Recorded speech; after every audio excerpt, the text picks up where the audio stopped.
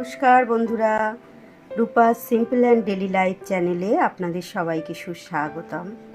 আবার চলে এসেছি একটা নতুন রেসিপি নিয়ে, একটা মাছের রেসিপি, লোটে মাছের বেগুন বাহার। এবার দেখতে থাকুন আমি কিভাবে লোটে মাছটা রান্না করছি।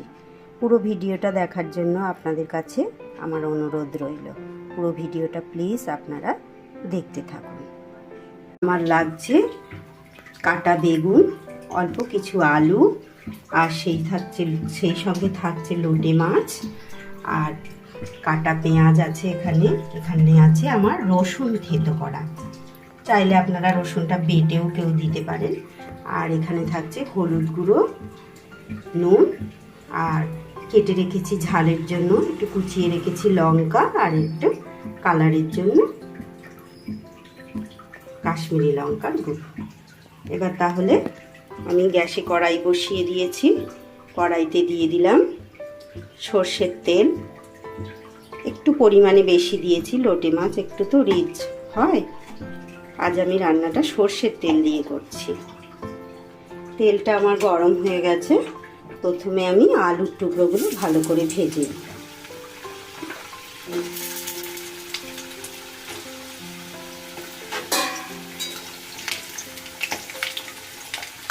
আলুগুলো আমার ভাজা হোক। আলুগুলো আমার লাল লাল করে ভাজা হয়ে গেছে। এবার এগুলোকে আমি তুলে নেব।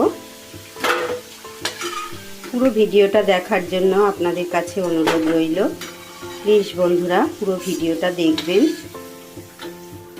আলুগুলো তুলে নিয়েছি। এবার আমি তেলের মধ্যে দিয়ে দেব পেঁয়াজ। কেটে রাখা পেঁয়াজটা দিয়ে দিলাম। পেঁয়াজটা একটু হতে থাক। পেঁয়াজটা একটু নাড়াচাড়া করে নিয়েছি। এবার এর ওপরে দিয়ে দেবো আমি থেতো করা রসুনটা। আপনারা চাইলে কেউ রসুন বাটাও দিতে পারেন, আদা রসুন বাটা দিয়েও করা যায়, কিন্তু লোটে মাছটা আমার ঠিক আদা রসুন বাটা দিয়ে অতটা ভালো লাগে না।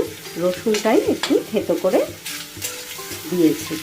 একটু পেঁয়াজের সাথে ভালো করে রসুনটাকে ভেজে নেব। পেঁয়াজ আর রসুনটা বেশ কিছুক্ষণ নেড়ে নিলাম।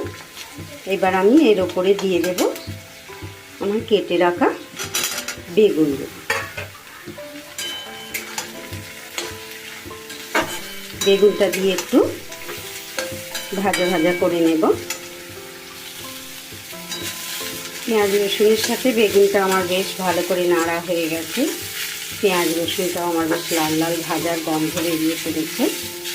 এইবার আমি এর মধ্যে দিয়ে দেব লোটে মাছগুলো। লোটে মাছগুলো ভালো করে কেটে ধুয়ে জল ঝরিয়ে রেখেছি, তাও আবার কত জল বেরিয়েছে। লোটে মাছ অ্যাকচুয়ালি খুব জল থাকে, তো মাছটাই পুরো জল। এর সাথে লোটে মাছটা ভালো করে মিশিয়ে নেব। এবার বাকি মশলাটা আমি দিয়ে দেবো কাঁচা লঙ্কা কুচি, নুন, হলুদ, আর রং হওয়ার জন্য কাশ্মীরি লঙ্কা।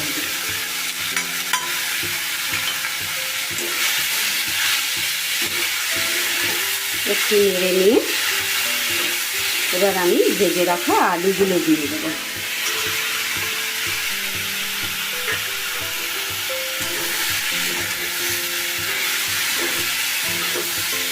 ভালো করে মিশিয়ে নিলাম। লোটে মাছের বেগুন বাহারে সবজি, মাছ, মশলা সব ভালো করে নাড়াচাড়া করে নিলাম। এবার তো লোটে মাছ থেকে বেরোবে জল, এতে আর জল দিতে হবে না, মাছের জলেই সিদ্ধ হয়ে যাবে। এবার আমি এটা ভেজে দেব। এবার ঢাকাটা খুলে নিলাম। এর আগেও আমি একবার ঢাকা খুলে নেড়ে দিয়ে গেছি। এই যে কাঁটাগুলো দেখা যাচ্ছে লোটে মাছের, আমি যে কয়েকটা দেখতে পাবো এইভাবে ধরে ধরে তুলে তুলে আমি এগুলো ফেলে দেব। মুখের মধ্যে কাঁটাগুলো পড়লে একটু অসহ্যই লাগে। সবগুলো হয়তো ফেলা যায় না, থেকেও যায় কিছু। আমি যে কয়েকটা পারছি দেখে সেগুলো বড় বড় কাঁটাগুলো তুলে ফেলে দিচ্ছি। কয়েকটা কাঁটা আমি তুলে তুলে ফেলে দিয়েছি।